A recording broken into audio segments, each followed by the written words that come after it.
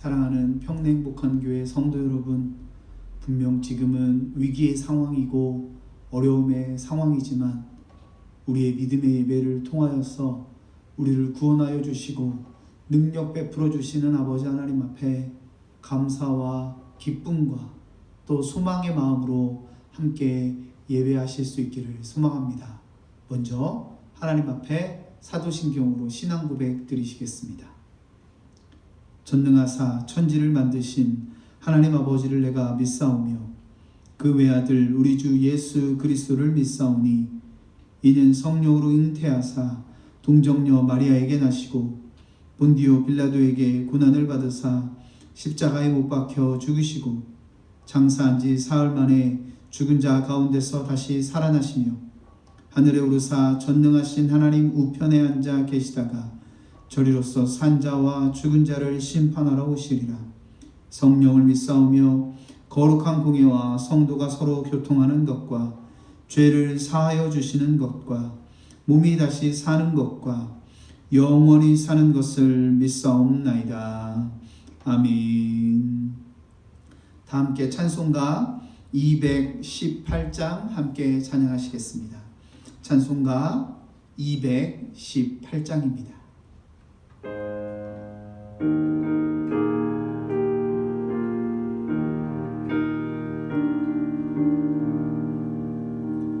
내 맘과 정성을 다하여서 주 너의 하나님을 사랑하라. 내 몸을 아끼고 사랑하듯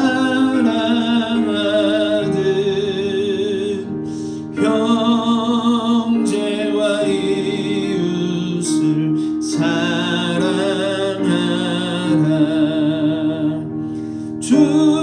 주께서 우리에게 명하시니 그 명령 따라서 살아가리. 널 미워해 치는 원수라도 언제나 너그럽게 사랑하라. 널 핍박하는 자 위에서도 신실한 마음으로 복을 빌라. 주께서 우리에게 명하시니 그 명령 따라서 살아가리. 항상 주님을 멀리하고 형제를 사랑하지 못하였다. 이러한 죄인을 사랑하사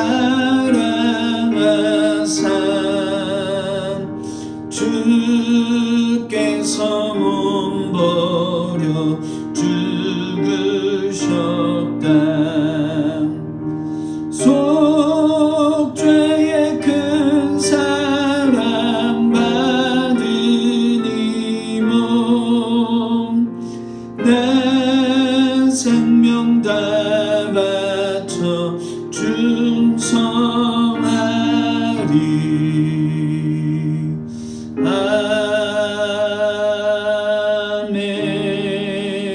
아멘. 기도 드리시겠습니다.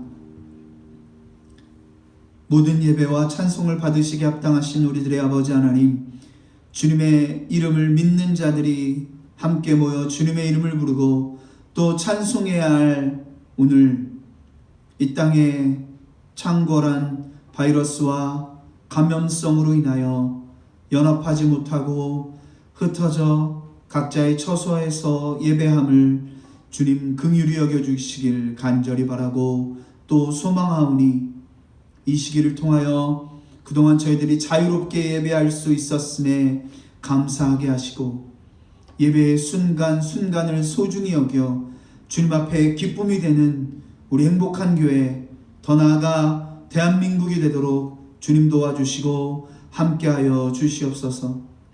이 국가적 어려움 속에 자신들의 안위를 돌보지 아니하고 환자의 회복과 바이러스 억제의 일선에 서 있는 모든 의료진과 관계자들을 축복하시사 그들이 지치거나 감염되지 않도록 도우시며 그들의 모든 수고를 주님 위로하여 주시고, 그들의 손을 통하여 그리스도의 구원과 회복의 역사가 일어나며 하루속히 이 땅의 모든 바이러스의 위협이 사라지고 떠나가게 주님 축복하여 주시옵소서.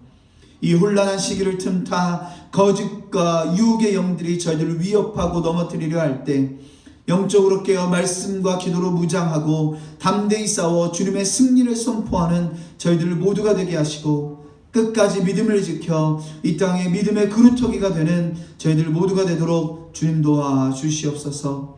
사랑하는 성도들의 가정과 생업터 그리고 건강을 주님 친히 돌봐주시기를 소망하오니, 믿음의 자녀들을 위해 주무시지도 않고 쉬지도 않으시는 주님의 손길을 삶의 자리에서 경험하게 하시고, 어디를 가든 또 누구와 있든 주님의 향기를 전하며 나타내는 저희들 모두가 되게 하여 주시옵소서. 지금 이 시간 믿음과 소망 그리고 기대하는 마음으로 정성껏 예물을 드리는 손길들을 축복하시고, 어떤 절망의 상황 속에서도 자녀들을 먹이시고 입히시는 주님의 섭리, 주님의 손길을 경험하게 하여 주시옵소서. 지금 이 시간 어떤 자리에서 예배하고 있든 그 자리가 주님이 임재하시는 자리, 주님의 처소가 되게 하실 것을 믿고 감사를 드리며, 이 모든 말씀 살아계신 예수 그리스도 이름 받들어 간절히 기도하옵나이다. 아멘. 오늘 함께 나누실 하나님의 말씀은 마태복음 17장 1절로 8절까지의 말씀입니다. 마태복음 17장 1절로 8절까지의 말씀입니다. 엿새 후에 예수께서 베드로와 야고보와 그 형제 요한을 내리시고 따로 높은 산에 올라가셨더니 그들 앞에서 변형되사 그 얼굴이 해같이 빛나며 옷이 빛과 같이 희어졌더라. 그때 모세와 엘리야가 예수와 더불어 말하는 것이 그들에게 보이거늘 베드로가 예수께 여쭈어 이르되, 주여, 우리가 여기 있는 것이 좋사오니 만일 주께서 원하시면 내가 여기서 초막 셋을 짓되 하나는 주님을 위하여, 하나는 모세를 위하여, 하나는 엘리야를 위하여 하리이다. 말할 때에 호련히 빛난 구름이 그들을 덮음에 구름 속에서 소리가 나서 이르시되, 이는 내 사랑하는 아들이요 내 기뻐하는 자니 너희는 그의 말을 들으라 하시는지라. 제자들이 듣고 엎드려 심히 두려워하니 예수께서 나와 그들에게 손을 대시며 이르시되, 일어나라, 두려워하지 말라 하시니 제자들이 눈을 들고 보매 오직 예수 외에는 아무도 보이지 아니하더라. 아멘. 자세히 보아야 예쁘다. 오래 보아야 사랑스럽다. 너도 그렇다. 아주 간단하면서도 명확한 문장으로 이루어진 나태주 시인의 풀꽃이라는 시는요, 길거리를 걷다 보면 쉽게 지나칠 수 있는 풀꽃을 의인화하여 인간관계에 대한 표현을 시적으로 이야기한 아주 유명한, 여러분 한 번씩 어디서 들어보셨을 법한 시일 텐데요. 오늘 설교를 준비하면서 보니 풀꽃이라는 시가 2탄, 3탄까지 있는 연작시라는 사실을 알게 되었습니다. 그래서 여러분 잘 아시는 1탄 말고 2탄의 시를 보면은요, 이름을 알고 나면 이웃이 되고, 색깔을 알고 나면 친구가 되고, 모양까지 알고 나면 연인이 된다. 이런 시로서 인간관계에서 풀꽃 1탄이 본다, 자세히 보아야 한다, 오래 보아야 한다, 이런 것에 관점을 두었다면 풀꽃 2탄은 안다는 것에 관점을 둔 시라는 것이었습니다. 인간관계는 사람과의 사이에서는 오랜 시간을 두고 오래도록 알고 또 봐야 제대로 파악할 수 있다는 것은 어쩌면 당연한 이치일 것입니다. 여러분도 누군가를 잘 알기 위해서는 한 번 만나선 안 될 것이고, 여러 번 만나보고 또 여러 가지 일들을 경험해 봐야 알 수 있는 것 아니겠습니까? 제가 청년 사역을 할 때 느낀 것이 있다면 이 땅의 청년들이 참으로 많은 고민이 있더라라는 것입니다. 일단은 대학을 가기 위해 진학의 문제를 갖고 있고요. 또 대학을 갔다면 취업의 문제, 그리고 연애와 결혼까지 삶의 과정과 관문들 앞에서 많은 고민과 기도의 제목들을 우리 청년들이 안고 있었다라는 것입니다. 그 중에서도 젊은 청년들이 가장 어려워하는 것이 있다면 무엇일까요? 바로 연애와 결혼이었습니다. 누구랑 연애하고 또 누구랑 결혼할 것인가, 평생을 살아가야 될 문제이기 때문에 가장 고민하고 가장 기도도 많이 하더라고요. 그때 제가 청년들에게, 제가 함께하고 있던 청년들에게 해준 조언은 이런 것이었습니다. 적어도 1년은 연애해보고 결혼해봐라, 이런 것입니다. 그러니까 1년이라고 하면 저는 보통 4계절을 이야기했습니다. 이 사람이 봄에는 어떤지, 이 사람이 여름에는 어떤지, 가을에는 어떤지, 겨울에는 어떤지, 눈에 콩깍지가 씌어서 그렇게 바로 마음을 결정해보고 삶을 결정해보는 것이 아니라 적어도 1년 정도는 함께 지내보고 가까이 지내보아야 그 사람을 알게 될 거다, 이런 의미였습니다. 그렇다면 오늘 함께 보신 본문의 예수님과 제자들은 어떤 관계였을까요? 특별히 제자들의 입장에서 예수님을 잘 알고 있었다, 이렇게 말할 수 있었을까요?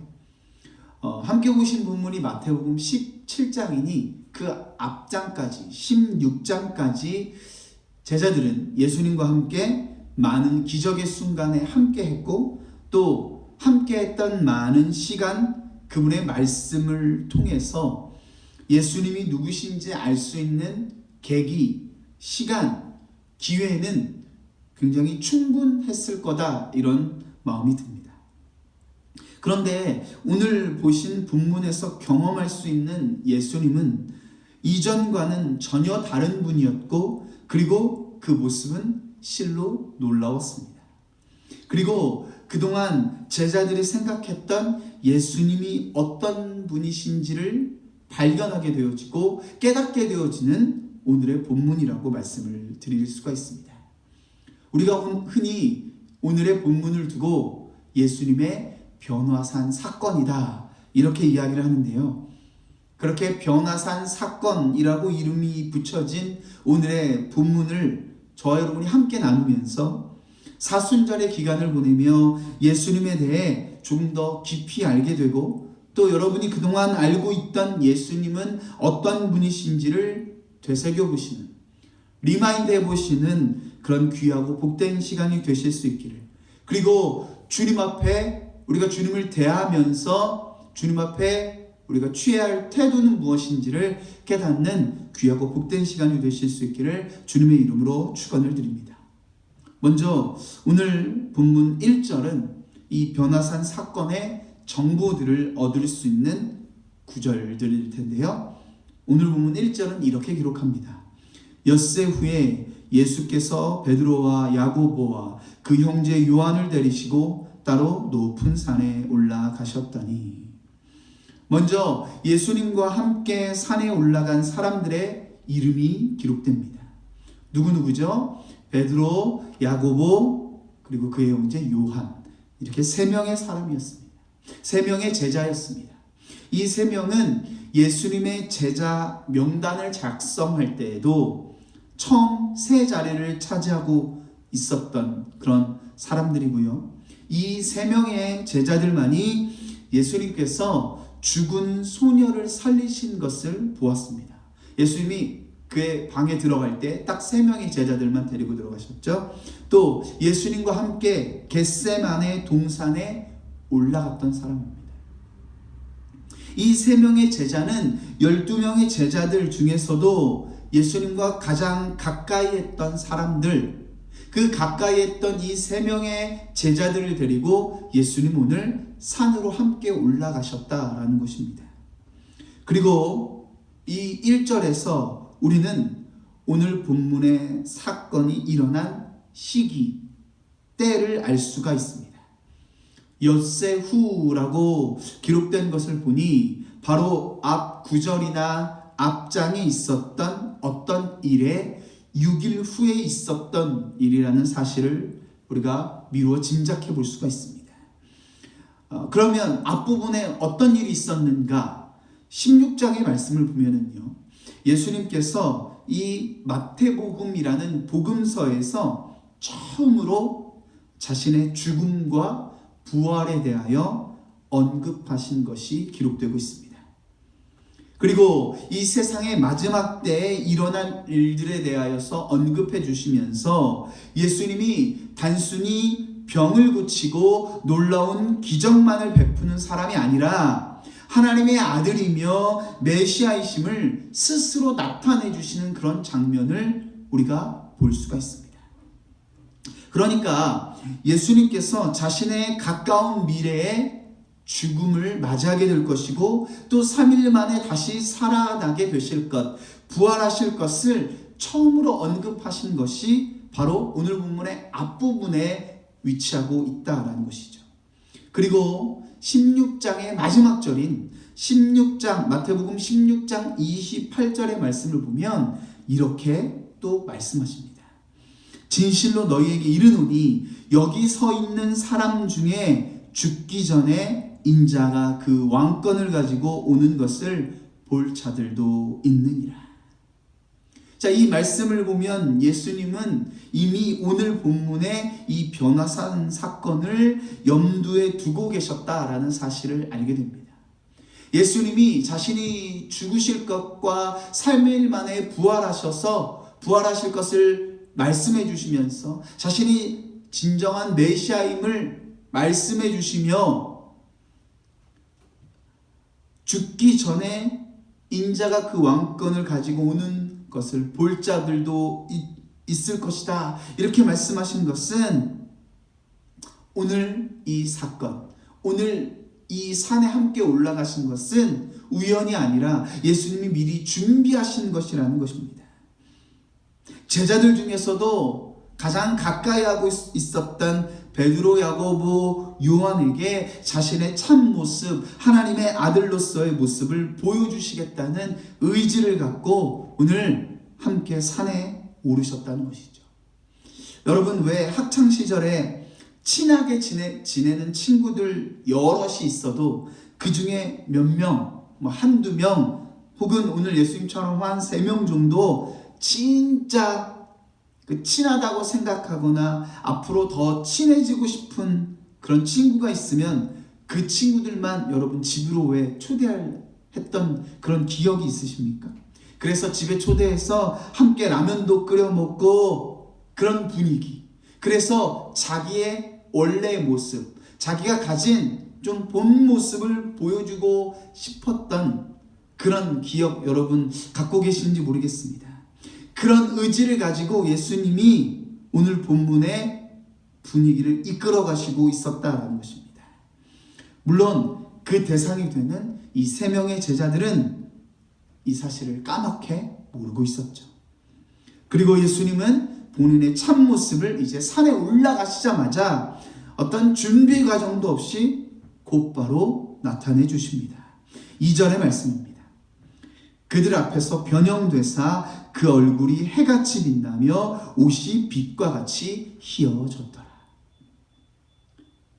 예수님의 이러한 변화를 두고 신학적인 용어를 빌리면 내적 변화라고 이야기할 수가 있습니다. 예수님께서 본래 가지고 계셨던 그 모습으로의 변화, 그 형태로의 변화라는 것이죠. 예수님은 본래 하나님과 함께 동등된 분, 하나이셨던 분이신데 하나님의 명령과 의지로 말미암아 이 땅에 내려와 사람들과 같이, 그것도 죄인들과 동락하셨지만 원래 이토록 해같이 빛나고 빛과 같이 희고 맑으신 분이심을 나타내 주신 것이죠. 그런데 그 뒤에 이어지는 구절을 보면은요, 그 옆에 예수님만이 아닌 다른 사람들도 보입니다. 3절의 말씀입니다. 그때 모세와 엘리야가 예수와 더불어 말하는 것이 그들에게 보이거늘. 예수님과 함께 모세와 엘리야가 세 명의 제자들과 함께 세 명의 제자들 앞에 나타난 것이죠. 그러면 왜 갑자기 조금은 생뚱맞게 예수님 옆에 모세와 엘리야가 함께 보인 것일까요? 역사적으로 이스라엘 백성들에게 존경받는 이 두 사람은 아직 그리스도에 대한 깨달음이 부족했던 제자들의 마음속에서 어쩌면 예수님보다 훨씬 더 훌륭한 사람들로 인식되었을 수도 있습니다.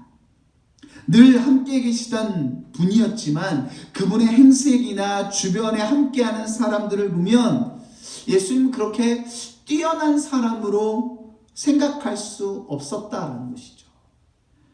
메시아라는 사실을 생각을 해볼 수가 없었다는 것이죠. 그래서 어쩌면 예수님이 오늘 이 세 명의 제자들을 데리고 산에 올라오신 것일지도 모르겠습니다.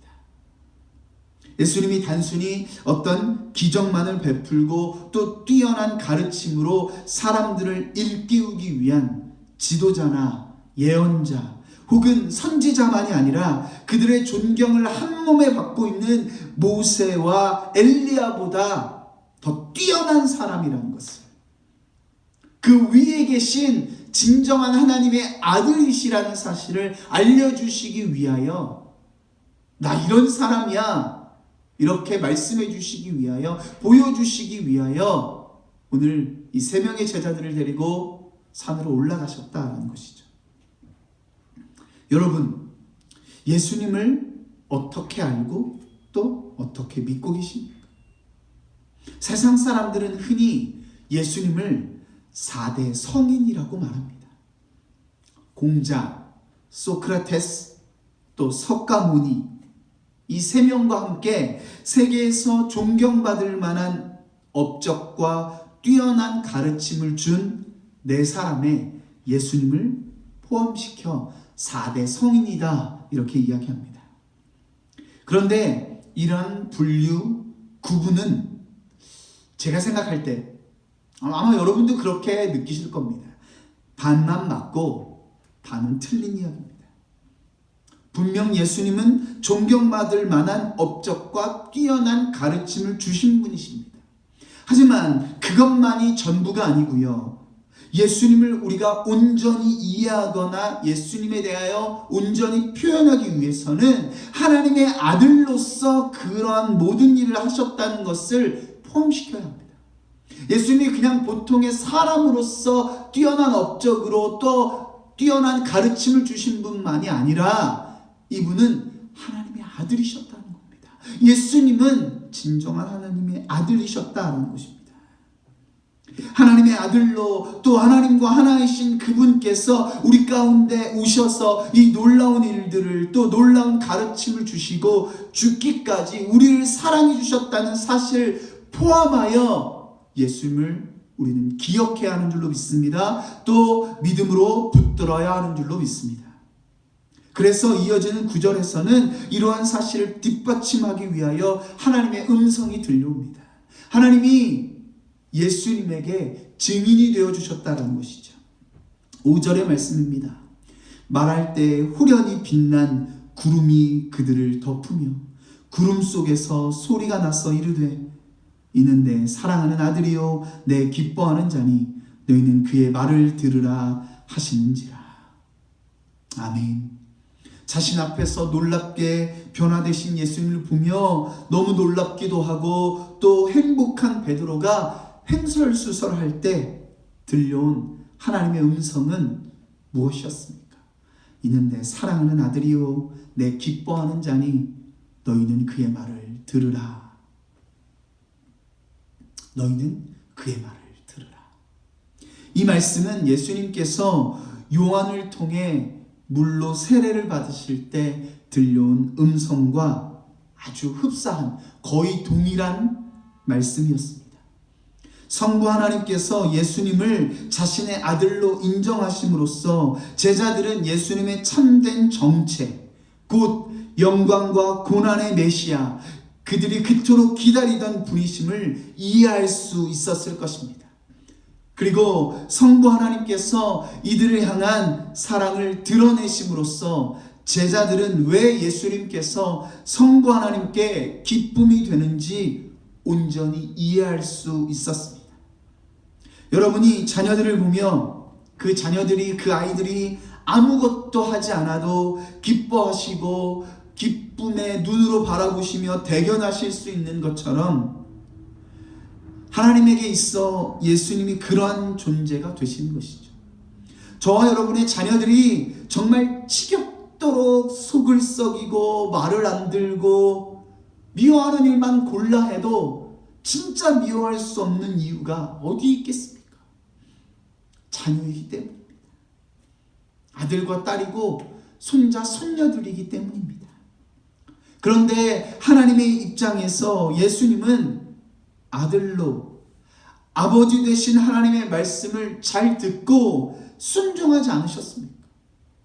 죄인 되어 죽을 수밖에 없는 백성들을 대신하여 아무런 죄도 없으신 그분이 대신, 그것도 그 당시 법정 최고형인 십자가 위에서 죽으심으로 구원을 허락하시고 또 부활의 첫 열매가 되셨는 줄로 믿습니다.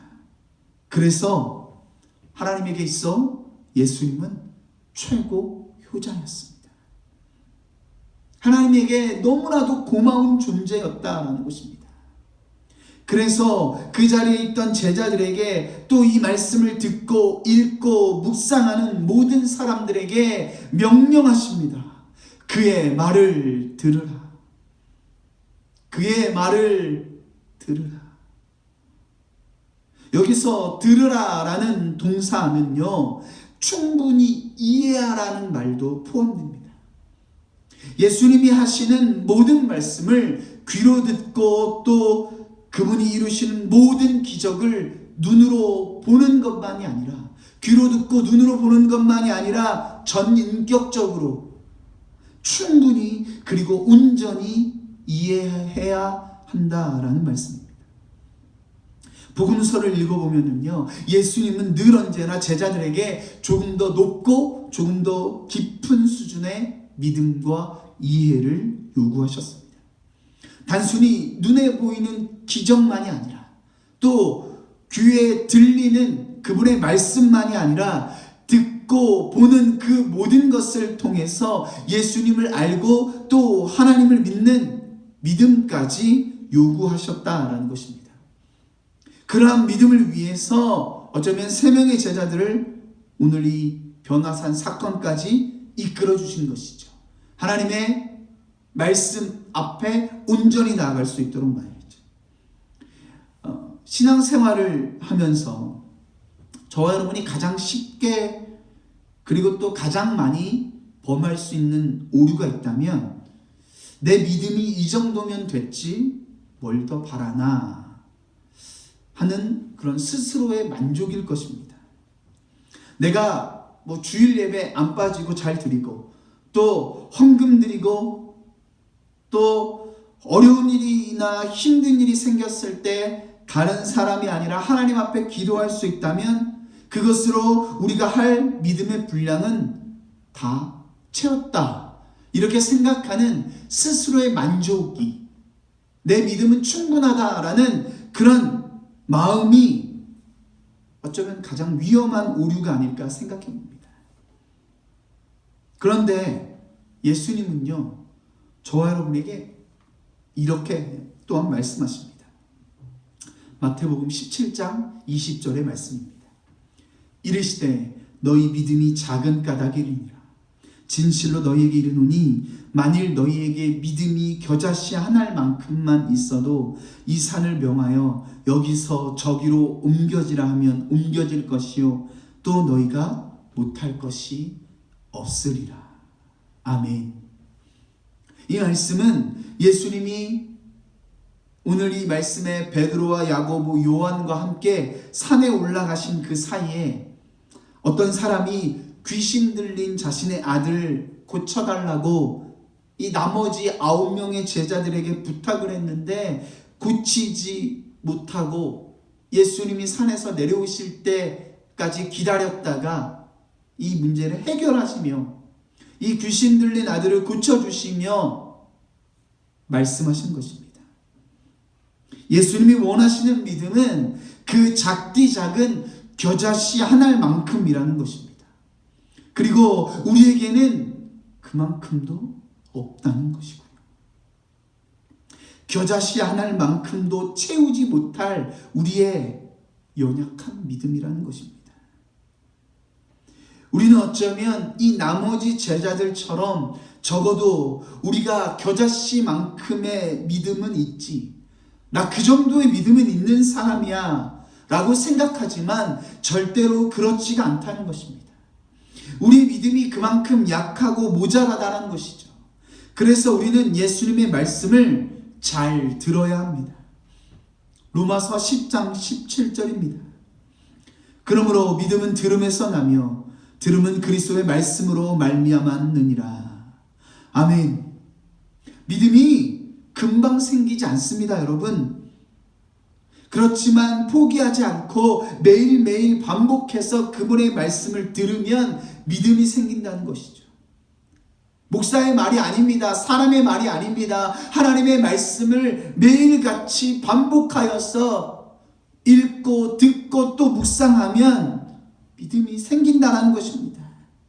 그리고 저와 여러분이 그리스도 되신 예수님의 말씀을 잘 들어야 할 또 다른 이유, 우리가 예수님에게서 찾는다면, 오늘 본문에게서 찾는다면 예수님이 영화롭게 변화되신 그 장면에서 우리는 찾아볼 수가 있습니다. 우리 다시 2절의 말씀을 함께 읽겠습니다.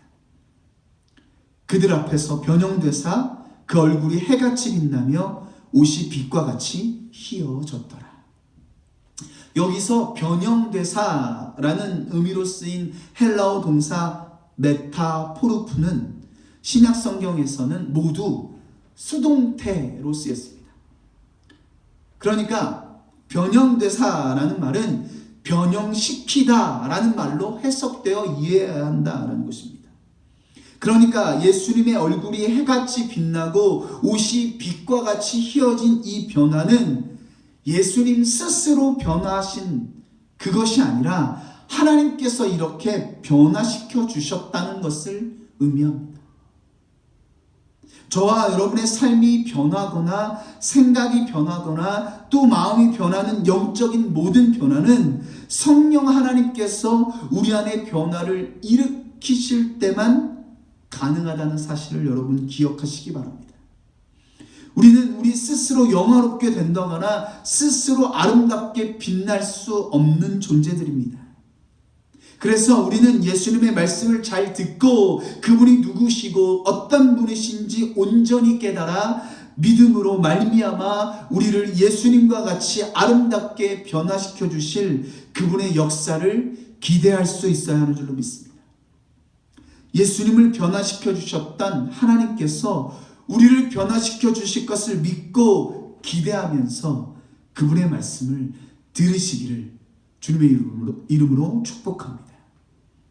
그리고 그분의 말씀을 들음으로 예수님만큼은 아닐지라도 믿지 않는 사람들이나 여전히 죄의 문제를 해결하지 못하고 허덕이는 모든 사람들과 비교했을 때 밝고 빛나는 그 모습을 저와 여러분도 소유하시어 이 세상 모든 사람들에게 나 이런 사람이야, 하나님이 함께하는 사람이야 하고 나타내시고 자랑하시며 또 존경을 받기에 합당하신 저와 여러분 모두의 삶이 되시기를 주님의 이름으로 축원을 드립니다. 그렇게 주님의 말씀을 잘 듣고 주님과 동행하시어 주님의 향기를, 주님의 밝은 빛을 나타내시는 저와 여러분의 삶이 되셨으면 좋겠습니다. 함께 기도드리시겠습니다. 주님, 저희들에게 말씀을 듣고 또 믿음으로 예수님이 누구신지 바로 알고 또 바로 믿는 믿음 허락하여 주시고 예수님과 같이 어디에서나 또 누구를 만나도 밝게 빛나는 아름다운 빛과 같은 삶을 살도록 저희들 모두의 삶을 축복하여 주시옵소서. 이제는 우리 모두의 삶을 인도하시고 또 주관하시는 그리스도 되신 예수님의 은혜와 그를 이 땅에 보내시고 사랑해 주신 성부 하나님의 사랑과 우리에게 그 모든 은혜와 사랑이 있음을 깨닫고 바로 믿고 바로 바라보게 하시는 성령 하나님의 내주교통 충만 인도하여 주시니 오늘 예배를 통해 예수님의 말씀을 듣고 또 믿고 따라가기를 소망하는 사랑하는 모든 성도님들의 삶과 가정과 생업터 위에 영원토록 함께하옵시기를 간절히 축원하옵나이다. 아멘.